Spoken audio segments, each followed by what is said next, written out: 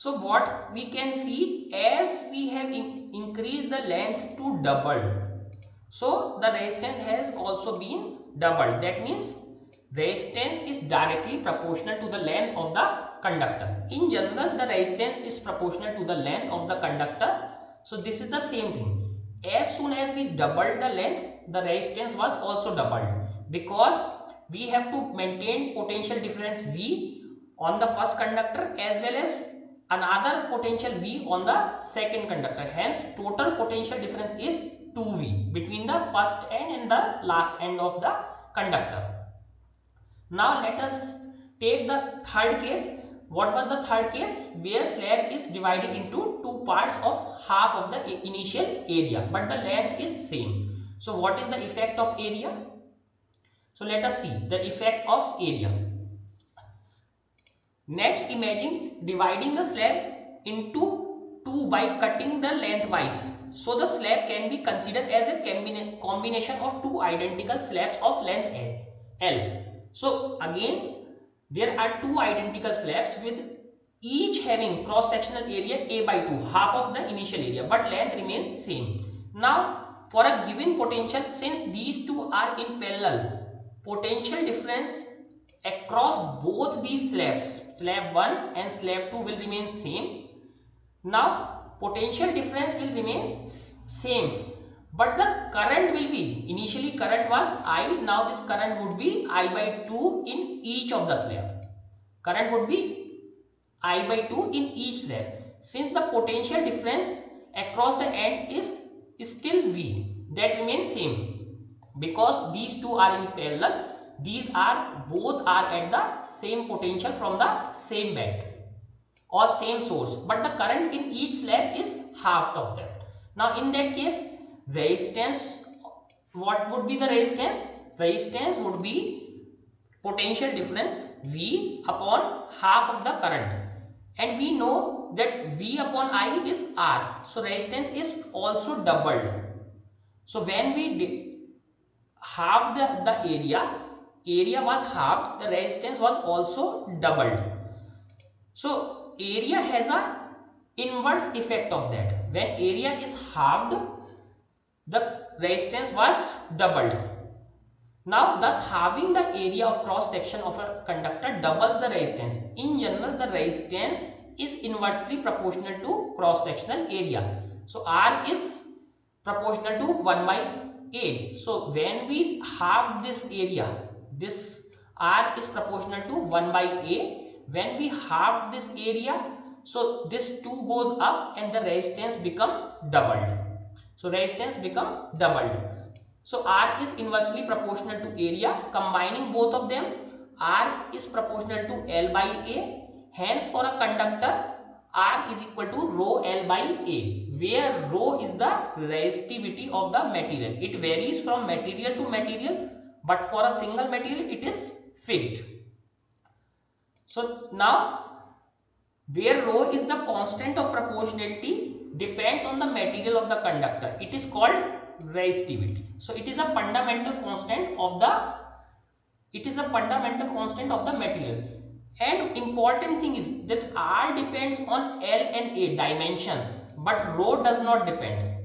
Rho does not depend on dimensions. So whether you take a small conductor or big conductor or any shape of conductor, this rho will not change. This is a fundamental constant of a material. Now, using the last equation, Ohm's law reads, so if we put this value of R in Ohm's law is V is equal to I into R. I is here and value of R is rho L by A. Rho L by A. So total Ohm's law potential difference is equal to I am using small I, or you can take capital I, L by A. So this is the new form of Ohm's law. So which is dependent on the resistivity of the material, not the resistance. Now let us see some more things. Here we are considering a new quantity. If you see this equation, let us take a new quantity I by A. This I by A is a new quantity which is called J. J is called current density. current per unit area taken to the normal of the current. So current is flowing in this direction, and per unit area was taken normal to this current, that we know. So current was flowing in this direction and area was normal to this current. Now I by A is called current density. So this is current density, this J is current density, is denoted by J. The SI unit of current density is ampere per meter square. That is also the case. I is in ampere and area is in meter square. So current density is in ampere per meter square. Ampere per meter square. So this is the current density. Now further let us see. So now what would be the new form? V is equal to I by A is J, and this rho J rho L. This is the new equation, J rho L. Further, E is the magnitude of uniform electric field in the conductor whose length is L. Then potential difference V is across the ends is EL. So what they are trying to say, you know, this electric field is nothing, just V divided by L. V divided by L. So let us take this L below this V in the denominator of V. So what will happen? V by L is equal to J rho. This becomes E. This becomes E. So E is equal to J rho. J rho. This is our new equation. E is equal to J rho. So we have reached at this equation, E is equal to J rho. This is also a form of Ohm's law, because we have changed some quantities, but still it is in Ohm's law. Now E is equal to J rho. The above relation for the magnitude E and J can be cast in a vector form. Why? Because electric field can also be a vector, and current density, current also has a direction, either in this direction or in this direction. So we can make this in a vector form. Okay, the current density, which we have defined the current through unit area normal A to the current, is also along the E. So we have already seen that if the electric field there was potential difference, so the negative charge carriers will try to move in this way, and we take by convention current to be opposite to the direction of negative charge carriers, that means in this direction. So electric field is in this direction, current density also in the same direction. So current and electric field both are in the same direction. So we have this equation, E is equal to J rho.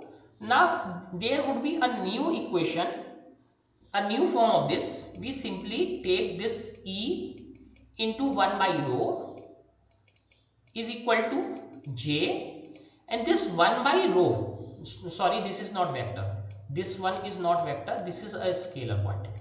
This 1 by rho, this 1 by rho is called sigma or conductivity of the material. This is conductivity. So why this is called conductivity? If the resistivity is high, that means conductivity is low. That means material produces a lot of resistance in path of charge carriers.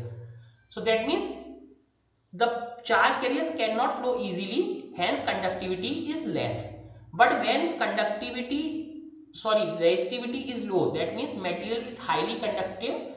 So if this resistivity is low, that means material produces very low resistance in path of charge carriers, or the scattering is much less, then charge carrier can easily flow through the conductor, and in that case conductivity would be high.